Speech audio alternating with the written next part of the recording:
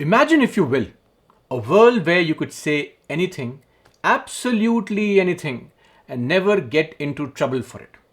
Sounds like a dream, right? Well, for Indian legislators, that's just Tuesday. Thanks to Articles 105 and Articles 194 of the Indian Constitution, our beloved politicians enjoy what's known as parliamentary privileges. It's like having, what we can call it, a get out of jail free card, but for words and votes. Now you might be thinking, that's all well and good, but what about bribery? Bribery. The spice that keeps the curry of Indian politics flavorful. Our constitution, in its infinite wisdom, decided that members of parliament and state legislatures should not be held accountable in any court for anything they say or any vote they give. It's like a cricket batsman who, on being bowled, declares, "It's a free hit, can't get me out." This means that even if someone bribes an MP to ask difficult questions to the government in the House, or easy questions like how do you eat mangoes, that MP cannot be taken to court for accepting and acting accordingly. Funny, right? But here's where things get funnier. The Supreme Court had to step in and play the third umpire in the match. They were asked, hey, does this immunity, this thing called parliamentary privilege, does it cover bribery as well? And after a level of pondering and discussing and debating that makes arguing over the best biryani seem like a Nobel Prize debate, they concluded, nope. In the landmark judgment, SAA Surin versus Union of India on the 4th of March 2024, that flipped the script. The Supreme Court declared that just because you are in politics does not mean you get a free pass to accept bribes. Shocking, I know. It's like telling a fish it cannot swim, or a UPSC aspirant that he no longer can just watch motivational videos and download random PDFs online to clear the examination. Unnatural and downright revolutionary. Hello everyone, and welcome to BYJU'S IAS exam prep, and welcome to yet another explained session. Today we will unravel the story on how something so obvious required the collective effort of a 7-judge bench to decide. We'll discuss all about what are parliamentary privileges, what is the meaning, why are they needed, what was the situation earlier, and what happened now. So first up, what are these parliamentary privileges? As per Article 105, which is for the MPs, and 194, subject to provisions of the Constitution, there shall be freedom of speech in the legislature of every state, and of course the parliament as well, which comes under Article 105. But we'll dive into the mystical waters of 194, but our special focus is on Clause 2. Imagine if legislators were magicians and Article 194 is their magic wand, especially Clause 2. Clause 2, which is like that secret trick up their sleeve. So this article basically is the VIP backstage pass for our legislators. It's like saying, welcome to this club, here are your perks. What are the perks? Clause 2 is the real party starter. It tells our esteemed legislators that anything they say or any vote they cast inside this magical clubhouse, that is the legislature, is immune. You can think of it as it's some kind of an ultimate rule that we have. What happens in Vegas stays in Vegas, but for politicians. So this clause 2 says, no member of the legislature of a state shall be liable to any proceedings in any court in respect of anything that they say or any vote that they give.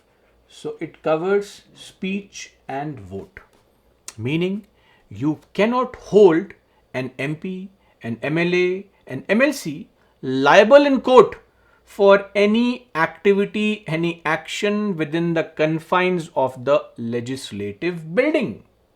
Now picture this. A legislator stands up, makes a speech that could potentially start World War III, or casts a vote that makes everybody go. Did they really just do it? But then clause 2 swoops in like a superhero cape and says, no, you can't touch this fellow. So in a nutshell, clause 2 of Article 194 and also 105 is like giving the legislators a cheat code in a video game of politics. They can shoot fireballs all they want in the assembly, but instead of losing lives, they get an invincibility star. And there you have it, right?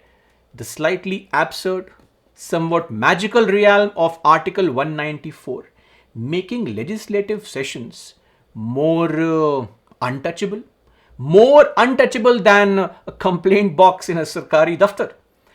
By the way, the freedoms and protections granted to members of a state's legislature or the MPs, this also extends to individuals who, according to the Constitution, have the right to participate in the discussions and proceedings of the House. This means it is also applicable as per the provisions of Article 88 and 177.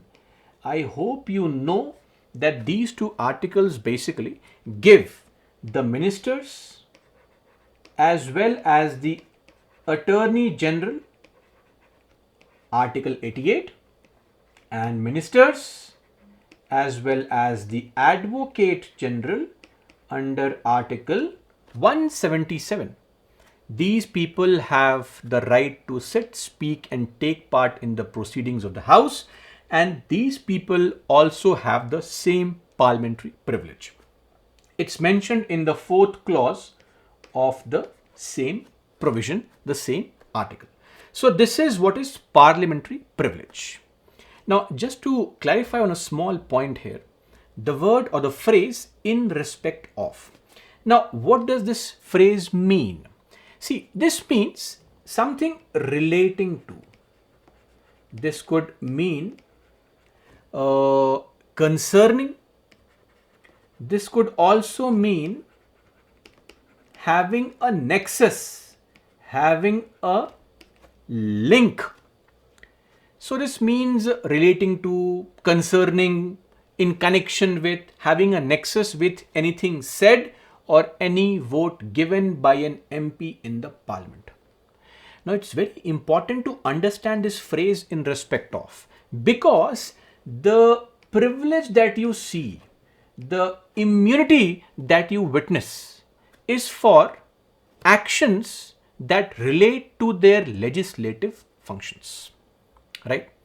Now, if you think of it in slightly more detail, the purpose of Article 105 Clause 2 and also 194 is to ensure that members of the Parliament and of course the legislatures are able to discharge their duties in an atmosphere of freedom without fear of the consequences, which may follow, for the manner in which they speak or exercise their right to vote on the floor of the House. But you know what? The object, I believe, is clear. The object clearly is not to set apart the members of the legislature as persons who wield some higher privileges in terms of immunity from the application of general crime laws, the general criminal laws of the land. It is just with respect to your, as we say, what? Legislative functions. So that is where the immunity should lie. Now, why do we need this? What is the point of having parliamentary privilege for our innocent MPs, these innocent MLAs and MLCs? See, Parliament and the state legislatures play a crucial role in a deliberative democracy, facilitating discourse amongst representatives to address the aspirations of the people. Parliament also serves as a platform for scrutiny, a platform for criticism, right? A platform for discussions, holding the government accountable and also airing grievances of various stakeholders, including the people. So, parliamentary privileges, including the freedom of speech for legislators, is vital for the unfettered operation of legislative bodies, ensuring members can discuss, members can debate freely. And deliberative democracy emphasizes participation. Deliberative democracy emphasizes decision making and contestation in public domain, in public decision making, underlining the importance of transparency and also the flow of information for democratic governance. See, the history of parliamentary privilege in India is linked to the evolution of representative institutions from the colonial era, with the influence of course, the House of Commons in the UK. And early legislative powers under British rule were limited, with gradual developments towards granting our legislators certain privileges for, better lawmaking, better debates. And in our country as well, if you look at all these Government of India Acts, right from 1833 to 1853, 1861, 1909, 1919, 1935, they progressively introduce reforms to enhance the legislative functions and privileges. Of course, within the constraints of colonial governance. That was an unsaid limitation that we had.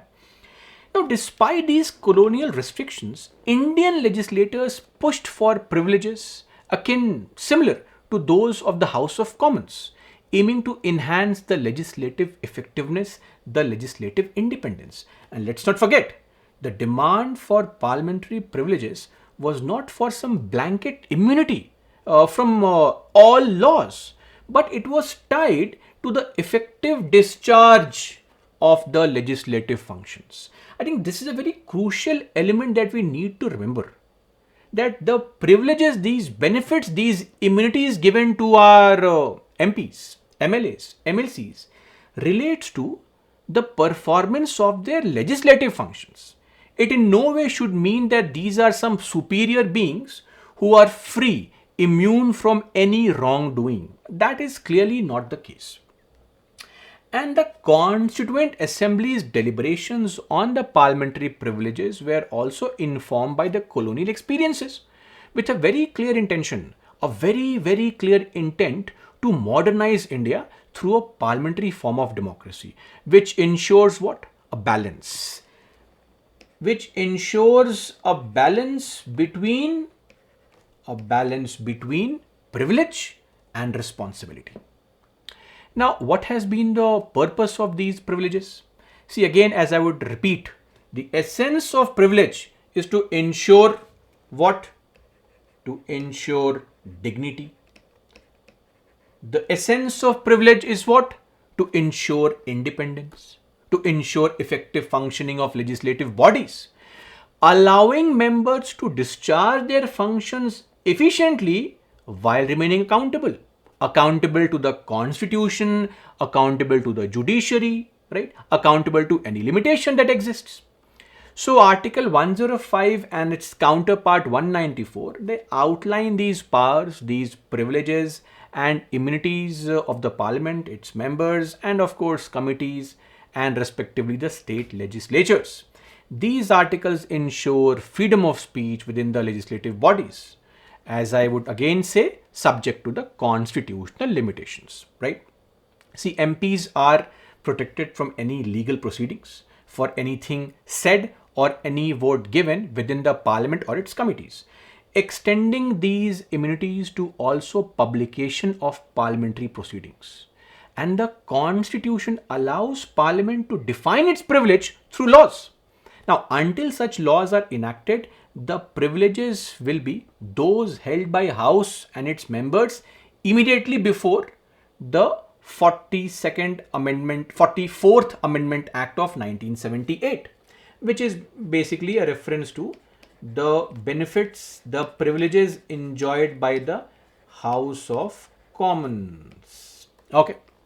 Now, just to clarify, unlike the House of Commons, the UK's House of Commons, their Lok Sabha, so as to say, Indian legislative privileges have evolved from statutory rights rather than being ancient and undoubted rights. The Constituent Assembly chose to reference the privileges to House of Commons at the commencement of the Constitution because there was no yardstick available due to the lack of pre-existing privileges for Indian legislators. That is why courts have a jurisdiction to determine the existence and correct exercise of parliamentary privilege, ensuring they do not exceed the bounds of the Constitution. Privileges must be essential for the functioning of the House, of course, and cannot claim power over its composition beyond what the Constitution permits. So this is a limitation as well.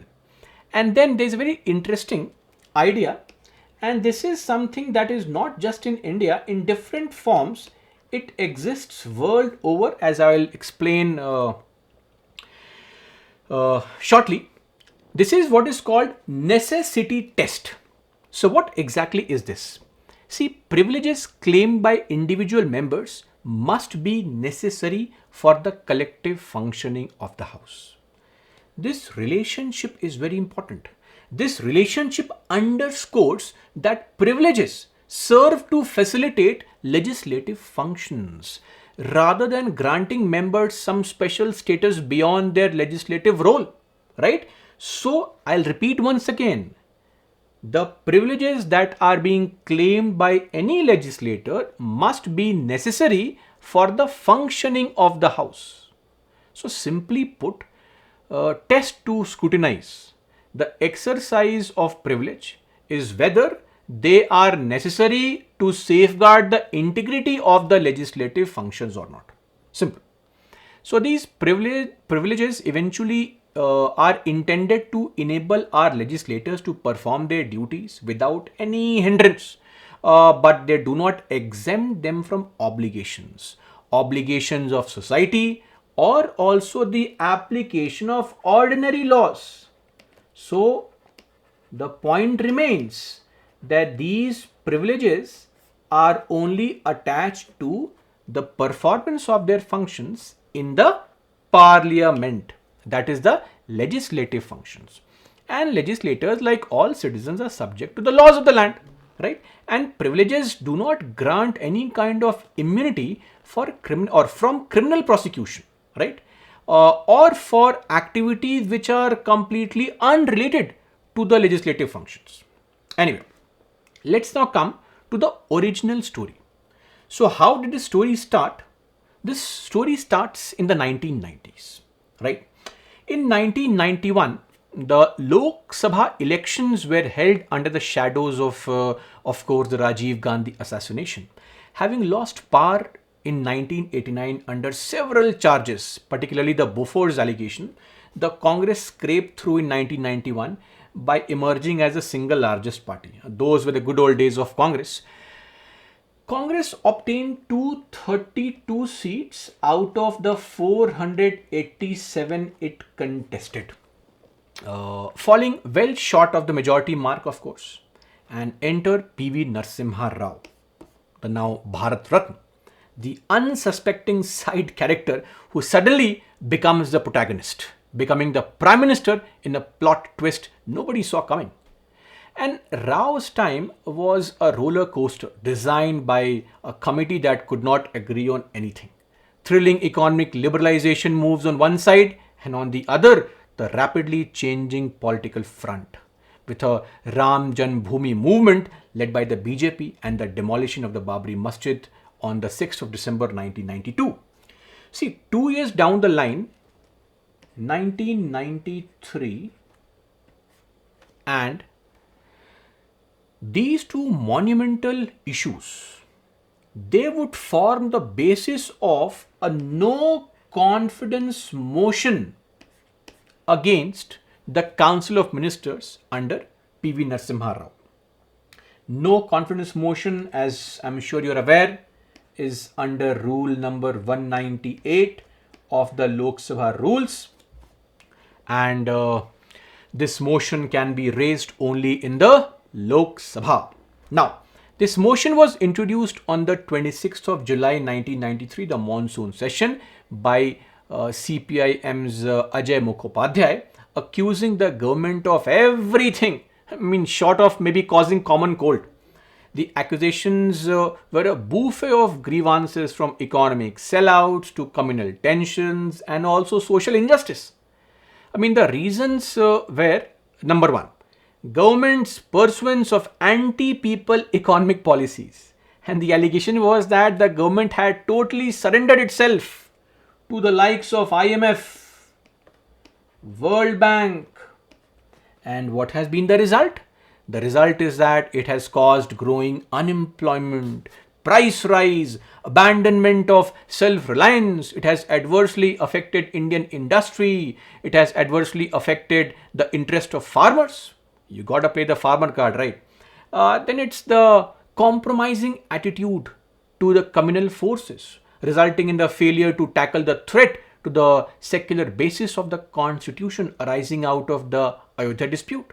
And of course, there was a lot of moral support which came from the later on S.R. Bommai judgment, which was actually pending in the court at that point of time, right?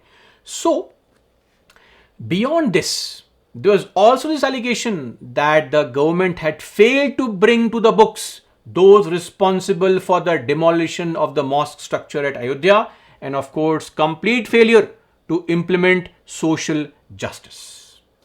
With 528 members in the Lok Sabha, right? Congress fell short by 13 votes for a majority. That was a number that they were afraid of, because I hope you know, a no confidence motion needs just a simple majority. Now, the scene was set for a nail-biting climax. After 3 days of debating that probably had more drama than a daily soap opera, the motion was finally defeated by 14 votes. At one point, Congress was falling short by 13 votes, was facing a threat of being dismissed, and suddenly you see the NCM being defeated. 251 votes in favor of NCM, that yes, we hate this government, no confidence in this government, and against it, we had 265 votes saying, no, we love this government, best government ever. And in fact, this NCM was defeated thanks to the support of MPs from the Jharkhand Mukti Morcha and of course Janata Dal AS, Ajit Singh, except for Ajit Singh who abstained from voting. But wait. There's a sequel to it. Fast forward to 1996. Now this NCM was defeated. The government continued for its tenure. But in 1996, we have got some allegations. Allegations against Rao and company. And what's the allegation? Allegation of treating the parliament floor like an auction house. Allegedly doling out over rupees 3 crores to secure support. The CBI steps in, turning the entire political drama into a crime thriller, with accusations flying and the Jharkhand Mukti Morcha MPs in the spotlight. In 1998, when this matter was being heard in the Supreme Court, the Supreme Court cited the case summary, stating that one Mr. Ravindra Kumar of Rashtriya Mukti Morcha, he had filed a complaint in 1996 with the CBI, alleging that in July 1993, the monsoon session, the NCM, a criminal conspiracy was hatched by, of course, P.V. Narasimha Rao, Captain Satish Sharma, who was later on also involved in the petrol pump licensing issues, Ajit Singh, Bhajan Lal, V.C. Shukla, R.K. Dhawan, Lalit Suri, etc., to prove the majority of the government on the floor of the house. How? By bribing MPs. MPs of different political parties. individuals and groups of an amount of 3 crores and later on also further an amount of 1.1 crore which was handed over to these people by these people to one Suraj Mandal. CBI then went on to register cases against the JMM MPs, including, of course, Suraj Mandal, Shibu Soren, right, Simon Marandi, Shailendra Mahato. JMM at that point of time, I believe, had 6 MPs in the parliament. And see, JMM, Jharkhand Mukti Morcha, was again recently in news. JMM was formed way back in 1970s, 1973 to be precise. And the target of JMM was to, what?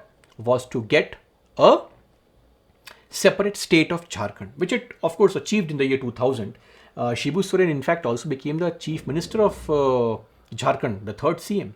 Recently his son Hemant Soren stepped down from the post of CM because of some allegations of land scam and ED arrests.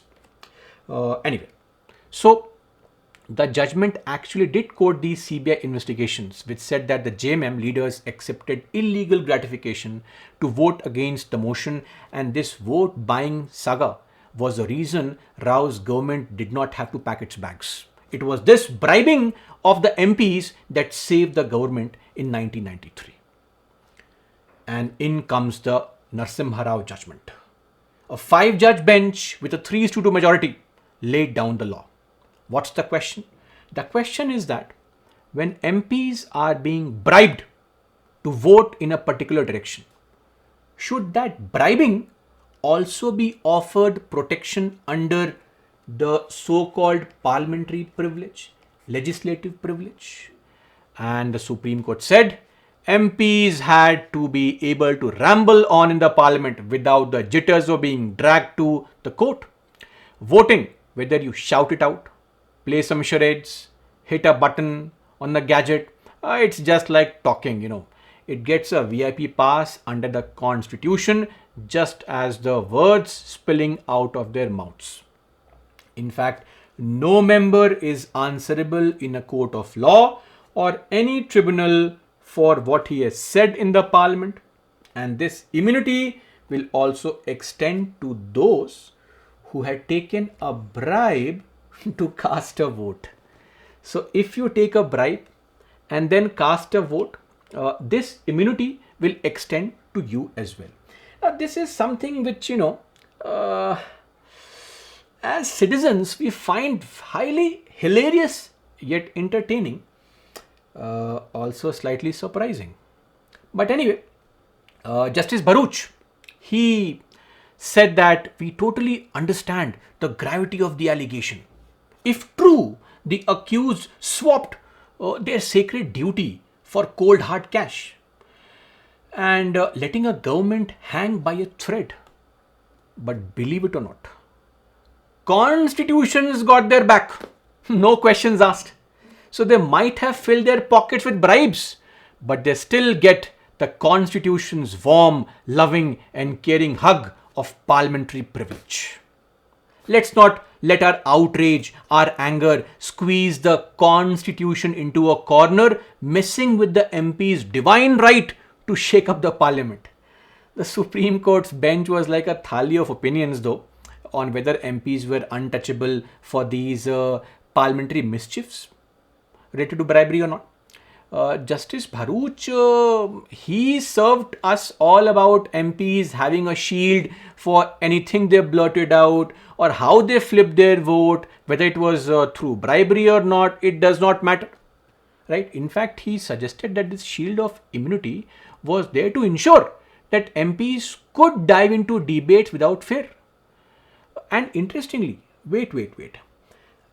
A very unique point was said, which was a real cause of concern.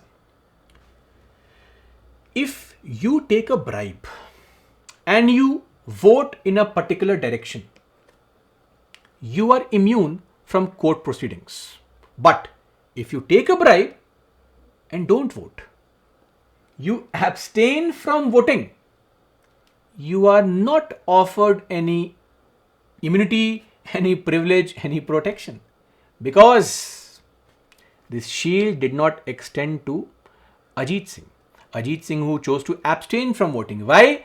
Because the immunity is with respect to any vote given. Any vote given, not any vote not given. So the immunity was with respect to vote given.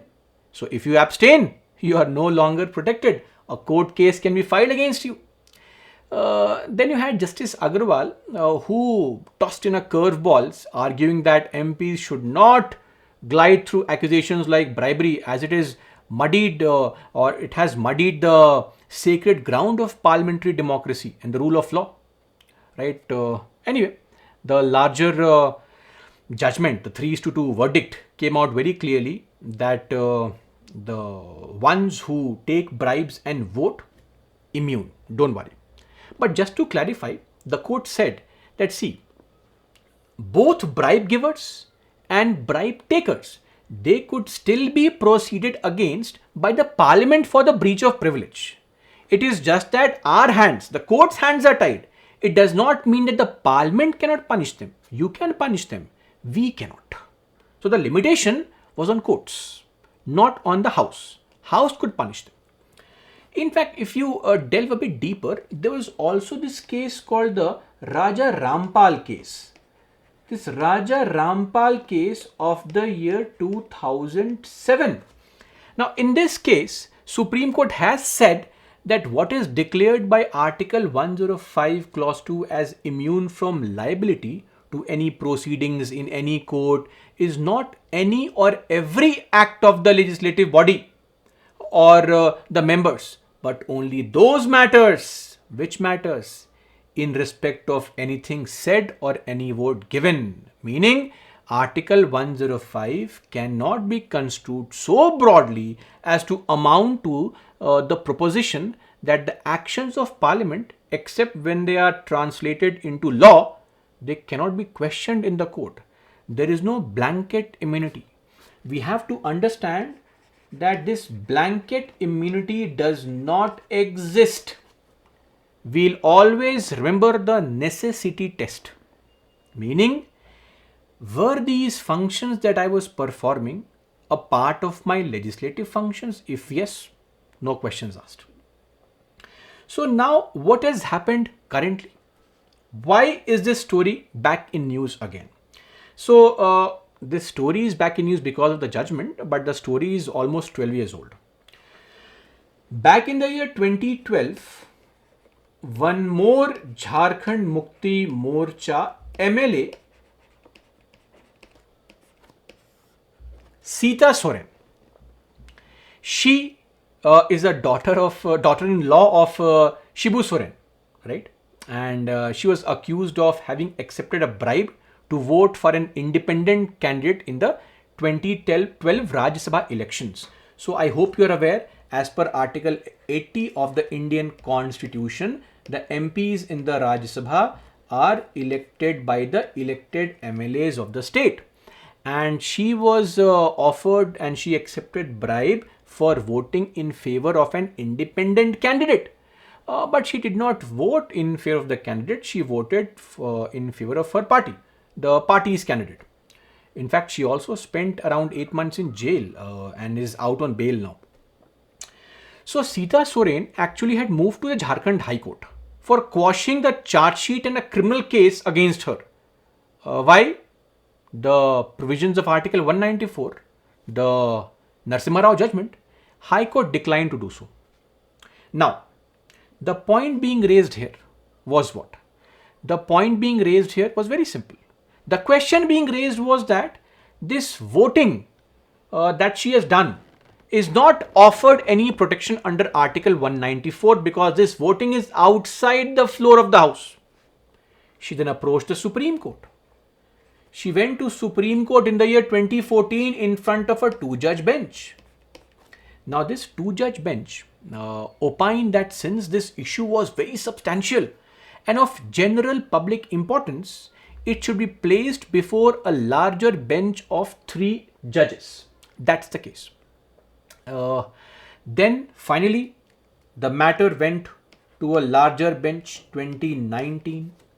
in 2019, when a bench of 3 judges took up the appeal, it noted that the High Court judgment dealt with NimarRa verdict and hence it should be referred to a constitutional bench, right? So from 2-judge bench to a 3-judge bench to a constitutional 5-judge bench. And this 5-judge bench, which comprise judges like Justice Pardiwala, Justice Manoj Mishra, it said that, see, they were of this considered view that the correctness of the majority in the Narasimha Rao case has to be reconsidered. And it would only be fit to send it to a larger 7-judge bench. So the matter was sent to a 7-judge bench because clearly it's an important issue that concerns our polity. Issues were of course raised on whether the Narasimha Rao verdict needs a revision or not. In fact, questions were asked that it's not required to revise the verdict. But the Supreme Court said that, see, it was reconsidering the decision in the P.V. Narasimha Rao case, which is questioned for its impact on public probity and also polity. The judicial processes involved escalating the case through increasing bench sizes. Why? Because the doubts were being raised constantly on the earlier decision's correctness. So all this traveling that took place for this particular case was because of the allegation or because of this doubt that maybe the Narasimha Rao judgment was not entirely appropriate. And this is not the first time that the court had raised this concern. Doubts on the Narasimha Rao judgment's correctness were previously also raised in several cases. The Kalpana Mehta case of 2018, Raja Rampal case of 2007, the very famous Kuldeep Nair case of 2006, the Amrinder Singh case of 2010. So all these suggested that a re-evaluation might be necessary. It was actually around the corner only. And when this question was actually asked that what about the doctrine of stare decisis? What about this?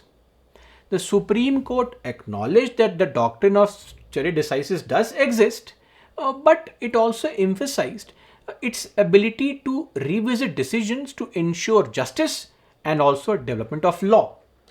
Just to clarify, what does this phrase mean? It simply means it's a legal doctrine that obligates courts to follow historical cases when making a ruling on a similar case. When a judgment has been given on a particular matter, the courts should ideally follow the judgment in a similar manner. Imagine this stare decisis as a grandparent of legal principles, telling all these young laws that back in my day, we made a decision. And that's how things were done. It's like a family tradition where everyone knows or everyone follows the age-old recipe for making some secret chutney without questioning why it's made that way. And even if someone brings in something new, maybe discovers a mixer grinder, stare decisis insists we've always used desi ways to grind the chutney. We don't need anything fancy. Essentially, it means it's a legal way of simply saying if it is not broke, if it ain't broke, don't fix it. But sometimes it's more like, we are doing it this way because it's how we have always done it, even if it seems a bit old-fashioned. So Supreme Court said that even the previous judgments had supported the idea that the court may reconsider decisions, especially when they may contradict public interest or established principles. And in fact, the Narasimha Rao judgment has been contested for its interpretation of the parliamentary immunity, its implication on democracy and public integrity. Anyway, before I come to the judgment that was passed, just to give you some insight on what happens world over in some other countries. So this parliamentary privilege is not something unique to only India. This is something that is there in other countries also. And say in UK, In UK, the UK's parliamentary privilege evolved from the confrontations between the House of Commons and the monarchs. This culminated into the Bill of Rights 1689 and this established the freedom of speech in the parliament and immunity from prosecution for parliamentary proceedings. Courts in UK have narrowed the scope of Article 9 of the Bill of Rights, limiting immunity to actions directly and essentially related to the legislative functions. See, bribery of members of parliament has been traditionally seen as breach of privilege, which was handled by the parliament in UK. But you will be surprised to know that now UK has passed a Bribery Act of the year 2010, which explicitly made such acts subject to criminal law. Now let's go to USA. In USA as well, the speech and debate clause of the US Constitution, it protects the legislative acts of Congress members, but does not extend the immunity to criminal acts like bribery. So you can see world over, bribery is never being offered protection.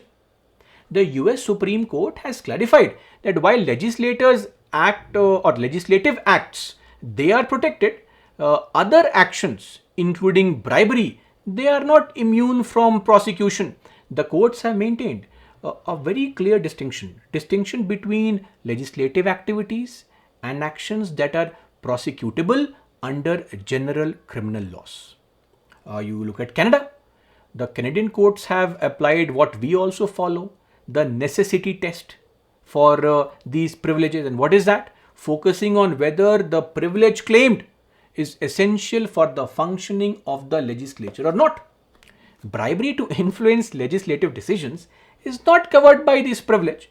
It is subject to criminal jurisdiction. The Supreme Court of Canada has emphasized that legislative bodies are not exempt from ordinary laws of land and that privileges must be closely and directly connected to what? Legislative functions. This has been said by multiple courts in multiple countries. You go to Australia, the same old story. In fact, Australia has recognized bribery of legislators as a criminal offense under common law since 19th century. This has been there under common laws since the 19th century.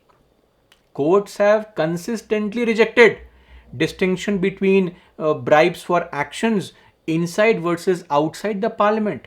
There is no distinction. It's all criminal offense. Whether you are taking bribes inside the house or outside the house makes no difference, right? And Australian courts have also followed the principle that parliamentary privileges, they do not protect members from prosecution for bribery, aligning with the broader principle that privileges are limited to essential legislative activities. So you'll observe that across these jurisdictions, there is always this trend to narrowly interpret parliamentary privileges, especially regarding bribery. While the historical context and the specific legal provisions may vary, there is always a consensus that bribery falls outside the scope of the protected parliamentary activities and is of course subject to criminal law. No questions asked. Anyway, finally comes the judgment. A 7-judge bench held very clearly, categorically, making conclusions on certain points. We'll go through it one by one.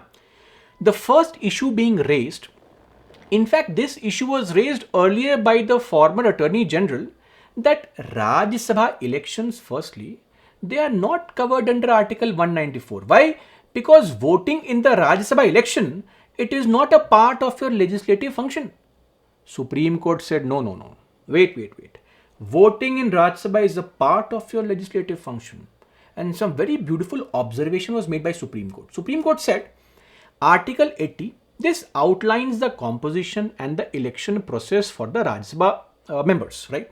Emphasizing that the representatives are elected by the elected members of the assemblies through proportional representation.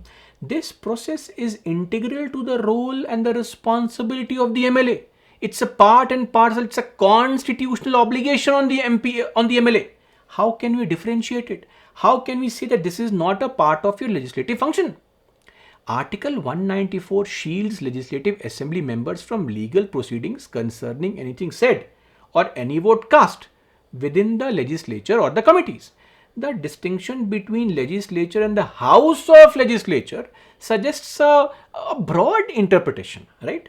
This should also encompass activities beyond mere sitting in the house. It should include committee activities and also elections in the Rajya Sabha. And the purpose of Article 194 Clause 2 is to ensure legislators can perform their duties without fear, right? The idea was they should be free from any legal repercussions, right? This also includes elections to the Rajya Sabha, elections of the Rajya Sabha members. Now, some issue was raised that, sir, but the Kuldeep Nair case says otherwise, right? See, the court also clarified that, Kuldeep Nair, of course, touched upon the parliamentary privileges in the context of these elections, but Kuldeep Nair judgment was primarily on the amendments of RPA. Its focus was more on right to vote being a statutory right. It did not really fundamentally alter the understanding of Article 194. And in fact, Supreme Court said in this judgment, SAA Surin case, that role of Rajya Sabha is a fundamental component of India's democracy, India's federal structure. It underscores the importance of protecting the electoral process, of course, for its members. The involvement of state assembly members in this process is not just crucial for maintaining the federal balance, but also ensures the representation of states at the national level. So, Supreme Court said that voting in Rajya Sabha, it will fall under the protection offered under Article 194 Clause 2. Simple.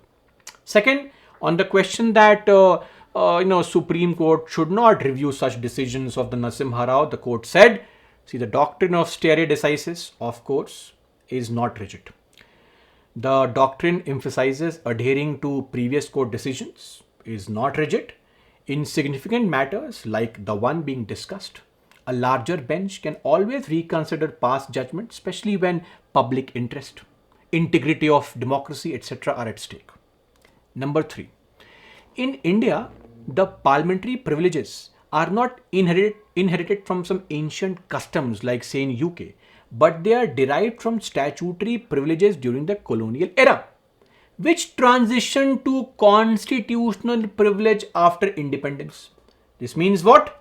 These privileges are always under judicial review. Now, the real concern was engaging in bribery. Is it not being offered any protection now? The court said, sorry. How can you think of it? An individual legislator cannot claim immunity from bribery charges under these two articles, as such claims do not pass the necessity and collective functioning test. See, what's the purpose of 105 and 194? Fostering a deliberative environment in the legislature, which is undermined by bribery, right?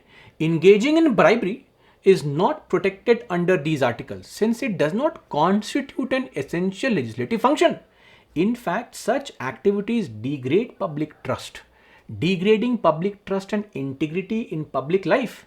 The court's jurisdiction to prosecute criminal offences and legislative authority to discipline these members, they operate independently.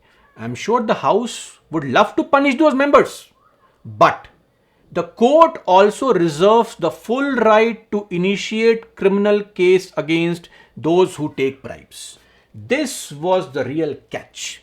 And now, these people who take bribes for their performance of tasks inside the House, for asking questions inside the House, as happened in the recent case, in one case where the allegations and later on the expulsion of a member of parliament from TMC, Mahua Moitra, where she was held guilty for asking questions at the behest of a business house. Now, we might see criminal cases against such people as well. And finally, one more point. if I take money to vote in somebody's favor, but I don't vote in favor of that person, is that also a bribe? Because I have not acted accordingly. The court said the crime of bribery is defined by the exchange of gratification. It is not by the subsequent action or inaction of the legislator. Meaning, if I pay you bribe to do something and you don't do but still take the bribe, bribery is done. You will be guilty of accepting bribe. Whether you do your tasks properly or not is of no concern. Clear? The offense of bribery is complete on the acceptance of the money or on the agreement to accept the money. If that is concluded, bribery has been committed. The offense is not contingent, it's not dependent on the performance of the promise for which the money is given. It is completely independent. Similarly, in the formulation of a legislator accepting a bribe, it does not matter whether she votes in the agreed direction or votes at all. At the point in time when she accepts the bribe, the offense of bribery is complete. The court also said that the majority judgment in P.V. Narasimha Rao actually created a paradox where a legislator following through on a bribe is immune, but the one who abstains from voting faces prosecution. This interpretation had to be modified. And the Supreme Court, by revisiting and of course overruling the majority judgment in the Narasimha Rao, clarified that legislators cannot claim immunity from bribery charges aligning with the principles of public interest, integrity, and the foundational values of India's parliamentary democracy. The decision reinforces the accountability of legislators and also upholds the sanctity of the legislative process. You see, corruption and bribery of the members of legislatures, they erode the foundation of Indian parliamentary democracy. It is disruptive of the aspirations. It is disruptive of the deliberative ideals of the Indian constitution. And it creates a polity which deprives citizens of a responsible, responsive and representative democracy. Now think of it, just to summarize, the evolution of these privileges can be traced back to medieval England. When there was an ongoing tussle for power between the monarch and the parliament. In most cases, privileges were exercised to protect the MPs from undue pressure or influence by the monarch, among others. Conversely, with the gradual strengthening of the parliament, there were also some excesses in the name of privileges. However, the ideas governing the relationship between the executive and the legislature have undergone a sea change since then. So in modern parliamentary democracies, it is the legislature which consists of people's representatives who are expected to do what? Monitor the executive functions. The lifeblood of parliamentary democracy is to ensure accountability of the executive towards the legislature. This is achieved only by embodying the idea of collective responsibility, which entails that those who wield executive power must be held accountable to the legislature. And the court actually held that in India, the source of authority is the constitution, which derived its sovereignty from the people. The powers and privileges that are claimed by any house cannot traverse beyond those which are permissible under the constitution. The constitution only allows exercise of those powers, those privileges, those immunities which are essential to the functioning of the house, functioning of the member. They do not discharge the member from the obligation towards society, right? Which apply to him as much as, in fact, perhaps more closely in that capacity as they apply to any other subject in the society. So that's all, ladies and gentlemen. After journeying through the bewildering labyrinth of parliamentary privileges, immunity, and the delightful quagmire of legal precedents in India, we arrive somewhat breathlessly at our conclusion. A conclusion so profound it rivals the mystery of why the chicken crossed the road. See, in a world where politicians enjoy immunity similar to a superhero's shield, Supreme Court of India in this twist worthy of a Bollywood blockbuster, declared not so fast. It appears that while our beloved legislators can don the cloak of parliamentary privilege, this cloak does not quite extend to cover the murky waters of bribery. Yes, of course, that age-old tradition bribery as intrinsic to politics as the angry fufajis in a marriage ceremony. And our esteemed legislators, they argued that their sacred right to vote, speak in parliament, shielded by the mighty Articles 105 and 194, should also grant them immunity in the noble act of accepting bribes. But sadly, Supreme Court in its wisdom said, I think not. And in the landmark judgment, it might as well have been accompanied by some dramatic courtroom music, right? We needed some classic Anirudh BGM at the background. The court effectively told our legislators, you can keep your speeches, but your bribes are no longer welcome here. So as we wrap up this comedic saga, let us take a moment to appreciate the sheer absurdity of it all. The Supreme Court, acting much like a parent to a teenager, has laid down the law finally, reminding our politicians that with great power comes not just immunity, but also responsibility. And to the rest of us, well, we are left with the delightful task of watching the spectacle unfold, armed with popcorn and of course healthy dose of skepticism. And so, innocent aspirants, as we bid adieu to this tale of privileges, immunities and legal acrobatics, let's remember, in the grand theatre of Indian politics, the show must go on. And what a show it is. Jai Hind, Jai Bharat.